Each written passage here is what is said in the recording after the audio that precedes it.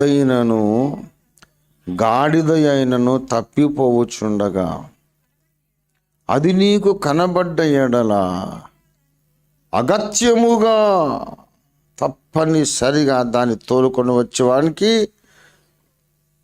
ఒక గాడిదో ఎద్దో తప్పిపోతుంది ఎక్కడో నీకు కనపడ్డది అడవిలో, అరే ఇది ఫలానా ఉంది కదా అని నువ్వు గుర్తుపట్టావు.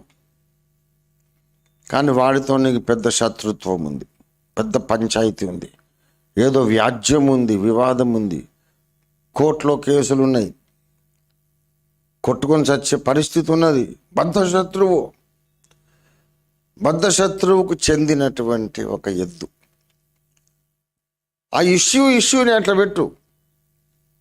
వాడికి నీకు ఏదైతే వివాదం ఉందో అది కోర్టులో తేల్చుకుంటావో, తన్నుకొని కొట్టుకొని చచ్చి డిసైడ్ చేసుకుంటావు, అది వేరే విషయం. వేరే విషయంలో నీకేదో పగ ఉందని ఇప్పుడు ఈ ఎద్దు తప్పిపోతుంటే నువ్వు దాన్ని చూసి ఊరుకోకూడదు. దేవుడు దాన్ని కూడా నీ మీద తప్పుగా మోపుతాడు. అది శత్రువుదే అయినా సరే నువ్వు అది తీసుకొచ్చి వాళ్ళ ఇంటి ముందు వదిలిపెట్టాలి. ఇవాళ అట్లా చేసే క్రైస్తవులు ఉన్నారంటారా? నాకెందుకు వచ్చిందండి బోధపైన చావుని, నాకెందుకు? వాడు నన్ను ఎంత నష్టం చేశాడు తెలుసా మీకు? ఎంత బాధ పెట్టాడు తెలుసా? మంచిగా అయింది వాడికి, అట్లే కావాలా? నన్ను అన్ని మాటలు అన్నాడు, ఊరికనే పోద్దా? దేవుడు శాపం వచ్చింది వాడి మీదకి, అందుకే వాని గాడిద వెళ్ళిపోతుంది. దేవుడు చెప్పుంటాడు దానికి.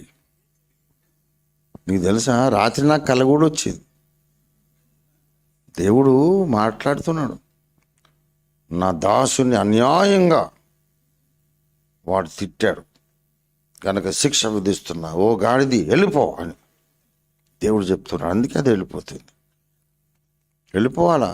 ఇంకా వానికి కొన్ని పోవాలా, వాని గాడిదలు, మేకలు, గొర్రెలు, ఇంకా వాని పెండ్లం కూడా పోవాలా. ఏంది మరి, నేను ఎంత ఉత్తముడినైతే నన్ను బాధ పెడితే ఊరికనే పోద్దానే? ఆ ఉసురు, నా ఉసురు తగిలింది. హల్లెలూయా, దేవుని స్తోత్రం. నెక్స్ట్ సండే సాక్ష్యం కూడా చెప్తా. దేవుడు పోయిన వారం ఎంత అద్భుత కార్యం చేశాడంటే, నన్ను ఒక ఆయన బాగా తిట్టాడు,